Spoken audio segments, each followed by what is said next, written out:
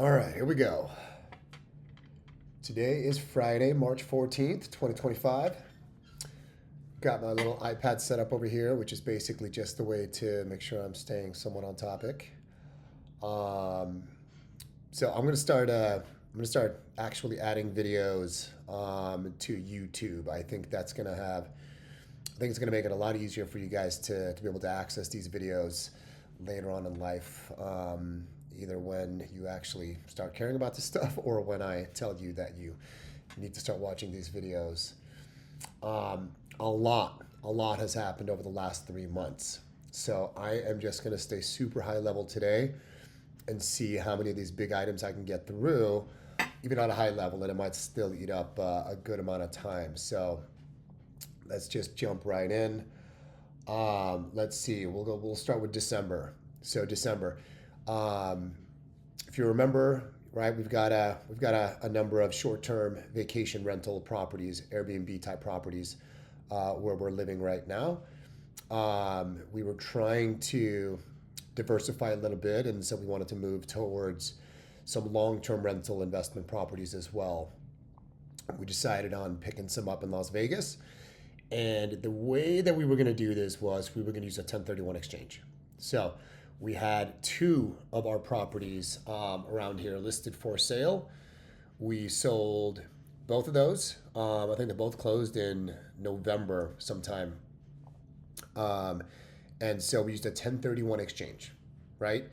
And so with that exchange, the proceeds, all the money after closing costs and fees and whatever else, instead of that money coming to us, we picked a 1031 exchange company, and the proceeds from the sales of both of those properties went into one 1031 exchange account.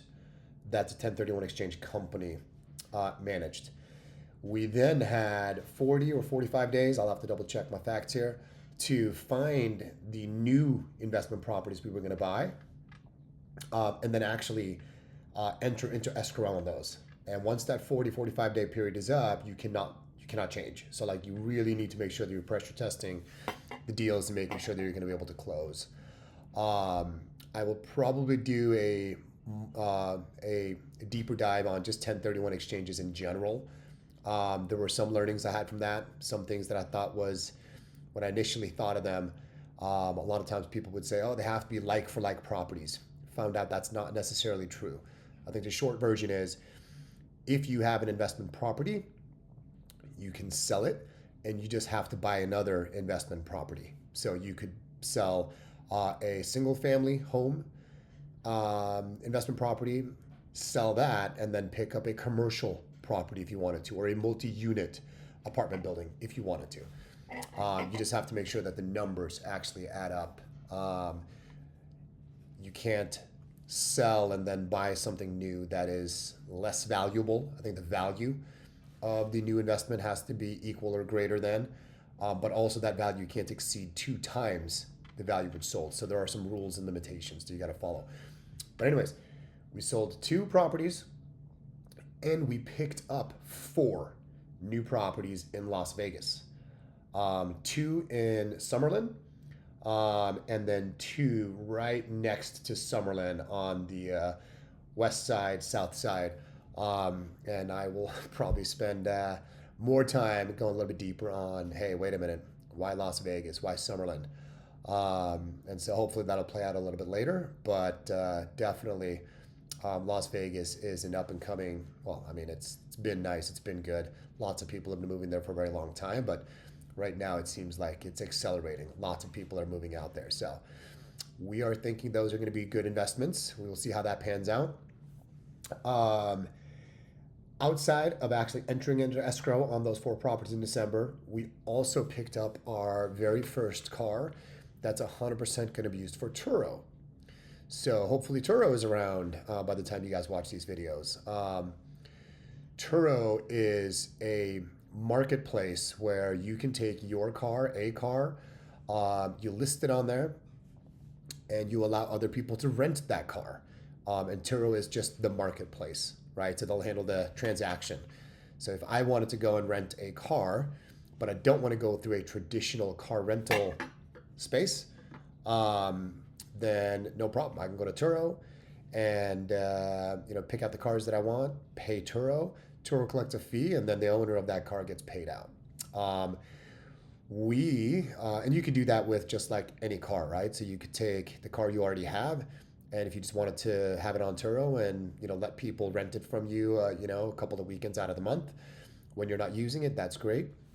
We are specifically testing this out as a business. So we bought a brand new 2024 red Corvette, and it's gonna 100% of the time be on Turo. We actually have a manager that's going to be managing it for us. They'll be delivering the car to people, whether it's at the airport or the hotel, whatever they want. And then we pay that manager a small fee, and then we collect the difference there. I can probably also do another deep dive on the whole setup of that in another sort of episode later on. But the short version here is that we wanted to get that in December of 2024 because it's a tax write-off, which I'll talk about tax write-offs in another episode as well. But anyways, so we bought the car. It's going to be a major tax write-off for us for 2024. So moving into January. So the company that I've been working at for coming up on 9 years, they announced publicly that they were going to do performance-based layoffs. But essentially, one way that you can think about this, and since I am a senior, I'm in senior leadership at this company. I've been in management and leadership at this company actually I joined as a manager, and so I've gotten a couple of promotions. I went from manager to senior manager to director. I actually exceeded expectations in 2023, and so I've had a pretty healthy career at this company. But I sat in on those leadership meetings right after that announcement was made, and it was pretty interesting because the percentages that that we're hearing, at least within my organization, the department or organization that I support or that I'm a part of, we were supposed to get to potentially between a 10 and 15% reduction in the workforce. And they're supposed to be performance based. But when you put a specific percentage on that, then I don't know that that's necessarily how it plays out. So think of it this way. If I have 100 people that report up through me that are all part of my organization, and I'm told I got to cut 15%. Okay, well, if I have to get to that 15% out of 100 people, that's 15 people I have to cut. What happens if only 5 people actually didn't meet expectations in 2024? Well, then I'm going to have to find another 10 people to force them into the does not meet expectations category. And then you kind of started getting into like, okay, well, how do you pick an additional 10 people that technically they've been told they were meeting expectations, they're told they're doing a pretty good job? How do you pick those 10 people to actually have to cut? So it's pretty nasty. It's part of business, right? So I get it. I've been through rounds of layoffs in my 25 plus career in the tech space that I'm in. So it's not the first time that I've gone through this. But either way, it totally sucks. So that was it's pretty tough just to actually hear that was something that we were going to do as a company. Let's see. Okay, January again. So we also closed on the first Las Vegas property. The first Las Vegas property that we went into escrow in December closed in January. Since it's our first time actually having a long-term rental property, we decided to go with a property manager. So I went out and researched a few different property managers in Las Vegas. Found one that I think was going to work really well, and so we worked with them, and turned out they did a pretty good job. They got us a tenant that moved in on February 1st. So first property in Las Vegas, we are done. So that's good. February. Okay, where do I start? Okay, so February, guess what? I got laid off. So what I just mentioned about the company I was working for, I was one of the ones that was impacted. Um, Now, after the announcement in January, here's what was kind of interesting. Being a director, and the company had done larger layoffs over the last couple of years prior to that, and I survived a couple of rounds there. I had a pretty large organization, um, and then now in 2024, as a director, I'd say my scope and the amount of work that I was leading, it seemed to not be perhaps what would be needed of a director to lead. I actually had somebody, I had three managers at this time reporting into me. One of them I just gotten promoted to a senior manager, and I kind of had this feeling like, man, okay, well, I did good for that person. Now they're a senior manager, but do you really need two managers and a senior manager and a director to do the work that I was leading? And then kind of seeing the writing on the wall as well that some of the business and that we were supporting, some of their work was slowing down quite a bit as well, which made it a little bit tricky. So either way, I kind of felt, and I even told your mom, told Jazzy that like, hey, yeah, there's probably a good chance that I might be somehow moved into a does not meet expectations category, so that the company could, move me out. So, anyways, got the news. I had mentally started to prepare for that, and so when I did get the news, while it totally sucked, it wasn't like I was extremely shocked. But anyways, getting that news, and still hearing it, it's still a blow to the ego. It's still tough. The first thought is like, okay, cool. So I'm gonna have to get another job. Now, the company did provide a pretty strong, I'd say, severance package. So it wasn't like, wow, I wasn't gonna have any income coming in. The severance was gonna cover a good amount of time for a while. So wasn't overly nervous, but as I was talking to Jazzy, it's like, all right, what do we do? Right? How quickly do I need to go get another job? And Jazzy was pretty quick to say, well, wait a minute. We're doing really, really well with all of our investments, and the business that we have. So what if we just actually pressure test the income that we do have from our investments, and then also look at all of our expenses, and perhaps could we increase some of the income, and could we decrease some of the expenses? And if so, maybe you could retire early. Maybe you don't have to go get another corporate job. And I'll go deep dive on this one as well in another episode where I've had my retirement plans set for a while, so that by 2030, that's when I will no longer work for corporate. That's when I wanted to transition to 100% just working for myself and managing the investments we have.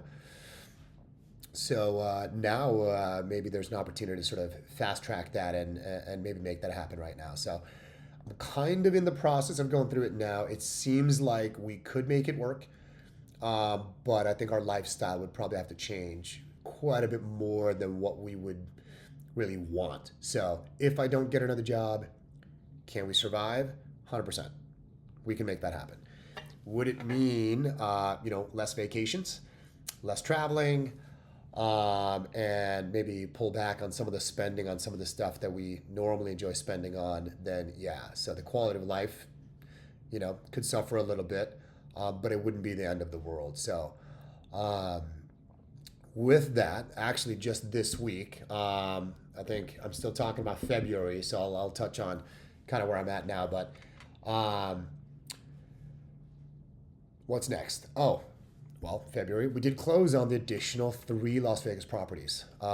So now for these 3, Jazzy wanted to see if she could take over and manage those on her own. So she's been studying a little bit there and trying to figure out how to get the listings up and running and how to vet tenants in a good way. I would share a little bit more on that. Also want to touch on March. Lots of stuff happening in February. After getting the announcement about, getting laid off, it's like, whoa, okay, well, wait a minute. is there something else we can do then to fast track? Like I said, how else can we generate more income? You know, having been in property management on the short-term rental side and also having our own investment properties that we have on Airbnb, I was trying to think, what else could we do here? Even though I got the notice of being impacted and being let go by the company, I'm still technically employed through April 18th. So quickly I was like, wait a minute. Is there a way where I could actually buy maybe one or two more properties right now, investment properties, if I could come up with the money? And then, you know, I'd still have the income, I'd still have the employment to show verification so that that I can get the proper lending and the approval for this. Well, if I was going to do that, then I needed to figure out how am I going to come up with the down payments. Okay. Didn't want to use all the cash since now I don't have a job, so I wanted to make sure we're preserving cash. But I had been building our own sort of personal stock portfolio for some time.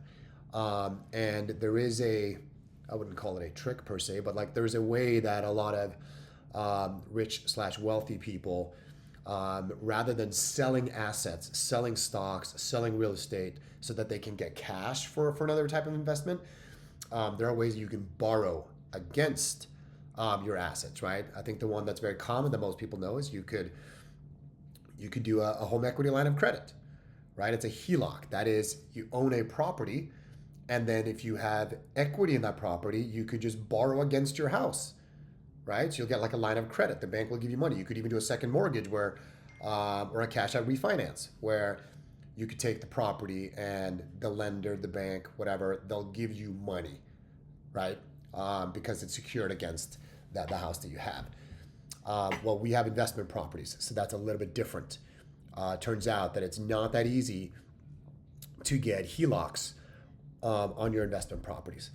But anyways, I also have the stock accounts, so you can actually borrow against your stock portfolio. So if you have $100,000 sitting in your stock portfolio, you can essentially borrow on a margin where, depending on the brokerage firm you use, you know, they'll lend you money, and then they already know that they have your stocks. So if something happens to the stock market, or if they needed the money from you, you know, they could just sell your stock and then they would pay themselves back. The interest rates on borrowing against the margin, at least with the brokerage account that I have, man, the rates are really low. They're 5.75%. So for me to borrow against my own money, that's a great way to get access to cash without me having to sell stock, because of course, if I sell my stock, then that's a transaction, and then I might have to pay some taxes if I have capital gains on that. I will talk about that also in a different episode. But anyways, so I was trying to figure out, cool, with the limited time I have before April 18th, can I come up with some cash to perhaps buy one or two more investment properties? I was talking to my broker, the guy that I've been using for pretty much all of my real estate investments. And I said, hey, if I do a HELOC, if I can borrow money against one of my investment properties, or if I borrow money from my stock account, are you okay if I use that for the actual down payment on another property? A lot of times lenders, when you're buying a house, you know, they're looking into your financials. They want to know, okay, well, where did you get the money for the down payment? Like, you can't really go borrow that money from somebody else. Like, if your mom gives you money, like, they kind of want to know, are you able to come up with your own money? Are you gonna have to pay this money back to somebody? Well, turns out that you can borrow and use HELOC money or borrow against your stock account because it's actually against your own assets. It is your own money. It's your own equity that you're borrowing against. And so when I talked to my guy, my broker, he's like, dude, no, you can totally do HELOC. And I go, oh, so I can do a HELOC on one of my investment properties and use that money for another property. And the thinking there is, and I did some math on before I did the 1031 exchanges that I discussed, right? And where I sold one property to buy two new properties. Well, when you do that, there's a lot of closing costs and fees in doing that, transactional costs. And with the investment properties that we did have, you know, those are cash flow positive. And so even selling one property that's cash flow positive, and then you go through the transition of locating two more properties, you buy them, they might not be cash flow positive right away. So there's a loss of revenue income there too. Well, if I could just do a HELOC or do a loan against one of my investment properties to buy another property, then I still end up with an extra property or two properties, but I never sell the first one. Obviously, that makes sense. But then there's no loss of revenue. I did the math on, well, wait a minute. If I use a HELOC for the down payment, then I got to pay that HELOC back. Yes, but the math is pretty even. The cost of getting the HELOC is about the same over a period of time as the cost in all the various transactions and fees associated with doing the 1031 exchange. So it kind of balances itself out. So talked to my broker. He's like, yes, you can do that, but I don't think you're gonna, good luck finding a lender or someone that's gonna give you a HELOC on one of your investment properties, especially when it's a short-term vacation rental property. If it's a regular investment property, then maybe you have a lease, somebody signed a lease for a period of time, you can show proof that there's income coming in. But when you do the short-term rentals, right, it's just guests coming every other night, you don't have any contracts. So the money could stop coming in at any point. So he said, good luck getting one. I said, dude, I already have 2 people that have approved me and say they will do it. He goes, really? He goes, hold on. He literally comes back 1 or 2 days later and says, dude, I'll do it for you. I go, what? He went, filled out the application on my behalf. I just had to make sure I signed everything and everything was good. But he went ahead, went through the process, got me the HELOC. So where are we? Still in February. Got the HELOC approved for the right amount of money for me to use as a down payment on another property. That money and the HELOC was already executed. I already got the money, so we're good there. So now I've got the down payment for the one next house. So then I told my guy, but I got another house. Can I get a HELOC on another house and buy a second house? And he's like, yes, you could buy 2. So I'm like, great, I'm gonna buy 2 at the same time before I actually am officially let go by my company, so that I can have the pay stubs and employment verification taken care of. So I'll come back to that in a second. Also in February, we got the first statement back from the Turo, the Corvette. The Corvette had an exceptional January. It did really, really good. So now it was almost like a proof of concept where when we bought the car, it was our first car. We wanted to test it and see, was this actually really going to be a net positive for us, right? And so without getting into all the details, not only is it a huge tax write-off today, but even if I don't make a penny on it, what if because we didn't buy it cash. We bought it, by the way, with 0 money down, pretty expensive interest rate. Jazzy put it in her name. All the real estate's in my name. All the other investments are in Jazzy's name. Jazzy bought the car. She's got the payments. Turns out that the monthly payments on the car and the income coming from that car is pretty close. Specifically because I think we went a little bit over pricey. I don't know that we needed to buy a red Corvette for the first one, which I'll get into in a second. But it's probably like maybe $200, $250 difference where we might have to pay out of pocket a couple $100 a month, which could be, that's $2,500 a year. But if we have people renting that car, they're essentially mostly paying that payment down. In 4 or 5 years, we turn around, pay that car off with the money that somebody else paid. We didn't make any cash on that, but trust me, when we sell that Corvette, it'll still probably net $40,000, $50,000. Even the $2,500 a year that we might have to pay out of pocket at 4 years, right? We're talking $10,000. So not only are we saving a bunch of money up front on the tax savings and the write-off, but we also, longer term plan, 4 or 5 years, when we sell the car, are going to pocket a bunch of money there too. So it seems like it's a pretty good investment, and seeing the first money coming in saying that, hey, this actually worked the way that we were hoping it would, we went ahead and bought a second one. So for the second car in February, Jazzy went and picked up a 2024 brand new GMC Yukon, which from what we heard, is supposed to do just the same as the Corvette, although cost was quite a bit less. So our monthly payments are going to be quite a bit less. We got better financing terms as well, which means I actually think this one might be cash flow positive, somewhere between probably the flip. So $250 to $300 a month, cash flow positive. So we're pretty excited about that. Got that one added. And then finally, one last thing, another major thing in February. A few of my friends out here, a few of the guys that are sort of part of my network where we live, they came across a property, 7-acre property, and this is today. It's a place where people can bring their RVs.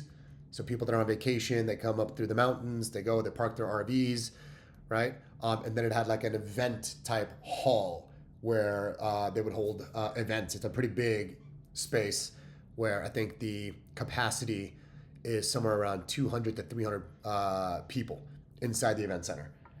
Anyways, without getting too much detail on this, we're signing NDAs. I don't want to say too much here, but it's a pretty large scale project, and we're going to be potentially doing a boutique resort with this one. And so it's going to be an investment on the money side for me, but I've also been asked to join as a managing partner, an equal partner in this with 4 other guys. So we all have different skill sets. So that's pretty exciting, something that we're starting to kick off. We're in escrow on the property now. It's a 3-month escrow, lots of contingencies in place. Might be able to share some updates on that as we kind of work through this project. Anyways.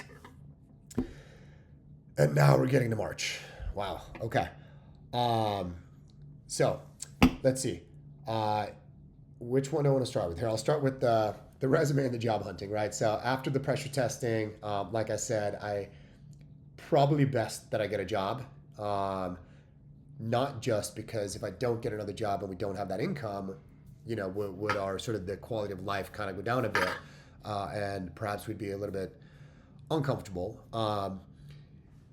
I wouldn't have the lending power that I have, right? So not having a job, well, then that kind of slows down or perhaps even stops us from continuing to buy additional real estate.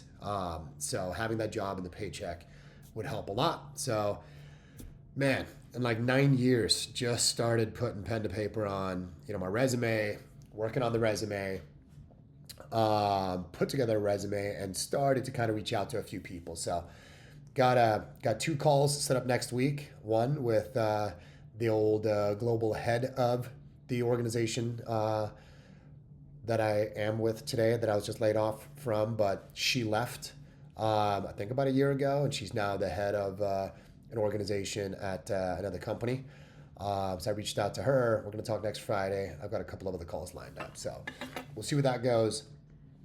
On the Las Vegas side, on the investment properties, man, we're just finding out that 2 of the tenants that we put in there on our own, we're having a couple of issues. They're a bit slower to respond already. It's March now, middle of March. One didn't bring us the deposit that they were supposed to, and is telling us that they've got some complications happening. We're like, so that's a pain in the butt. And then the other tenant, who we were pretty excited about, didn't pay rent on time. So literally today, I'm like, dude, you got to get that rent paid. So we got some learnings coming in here too, where it might not be as easy to just vet tenants and pick the right ones. And so we'll stay close to this one, and I'll have to share more later on how all of this transpires. On the boutique resort, we're sort of meeting weekly. Things are moving along, like I just said, so not a lot I can share there. Okay, so now let's get to I got the one HELOC approved, and I want to buy 2 properties. Now, we just entered in March. We entered escrow on 2 new properties to buy. These are going to be short-term vacation rentals in the area where we are now to add to our portfolio. To be direct, I mean, we actually, even after selling the 2 we had, we still own 4 vacation rental properties here. So this would be number 5 and number 6 here. I then, to get the second one, I would get a second HELOC. Well, I had reached out to a different lender a couple of weeks ago. They pinged me about a different loan that I had with them a while ago, and they were like, hey, we want to lend you money. Why don't we run through your latest financials and whatnot? I said, all right, cool, no problem. So I sent them some stuff, including my pay stubs. We got an issue. On my pay stub, since I was notified of being impacted, Now, instead of my paycheck normally, it would just say salary, right? And how much of my paycheck, the amount that I take home is from the salary. Now it says something like temporary or temp pay. And that lender, which is just for a separate loan, has nothing to do with the HELOCs or the mortgages, comes back to me, somebody from that lending department goes, hey, we noticed something on your paychecks that says temp. Are you not employed by them? Are you leaving the company? Are you going to be, are you joining a different company? Do you have an employment verification letter from them? And I'm like, So if they found it, now I'm worried that my broker guy that I work with on everything, he might find it. Actually, he just called. I was pausing. I was muting my phone right now. I got to talk to him. But anyways, he was doing the HELOC. I just got the same email yesterday from the second HELOC. Interestingly enough, when I got the first HELOC approved, same company, they didn't catch it. The second HELOC sent me, hey, your pay stubs, what's going on? Are you no longer working for that company? And I'm like, uh-oh. So then I talked to my broker guy, and I was worried that they might catch it. So now I'm already in escrow on the first house, and I'm already going through the motions there. I'm hoping that they don't catch it. So I'm hoping that the first escrow just go through, since I already got the HELOC approved for that, so I can buy that house. And then I'm pausing on actually entering or doing any of the loan process on the second property until the first one clears. Because I was worried that if I send them pay stubs again and it's a different person I'm working with within the brokerage firm, that somebody might catch it. Well, now that the HELOC people at this place caught it, I'm dreading the call with my guy right now because I'm pretty sure he's going to be like, hey, man, we noticed this. What's going on? Are you no longer working with the company? And that might just put the kibosh, shut down my ability to buy both of these two new properties. Oh, so that's what I'm dealing with. And then to wrap this episode up, stock market for the last 2-3 weeks has been kind of taking a dive. Now, I'm not a trader. I'll get into this in another episode. I'm definitely a long-term buy and hold, especially, I don't want to create a bunch of taxable events and then knowing that I can just borrow against my stock. I'd rather put my money into something like the S&P 500 that just kind of hopefully slowly grows over time. But anyways, literally this morning was the first time that or was it yesterday? I think yesterday, and with yesterday and today, stock market, the S&P 500 hit 10% drop since its all-time highs. Just over the last, I think, the all-time highs was probably this year, which means we've now entered into a correction territory. So if the stock market keeps going down, we might be headed for a recession. So everything going on with the market right now, also doesn't make me necessarily feel a whole of a lot better about everything that's going on. Okay, that was a lot. I'm looking at the timer here, and we're just over 30 minutes. I think that's a lot for one episode. I know it was a lot of high-level stuff on a lot of stuff that's been happening, or what I've been sort of navigating, dealing with over the last 3 months. I'm hoping to get back into doing this. Let's hope for I do this every Friday. And I will, I'll probably be able to spend a little bit more time going deeper on each one of these things, my reasoning behind it, and the actual payoffs, right? I got no problem sharing, hey, this is what's working really well. That's why we're doubling down. But then also, hey, we're trying to manage this and it's not working well. So we will see what happens. All right, guys, with that, peace.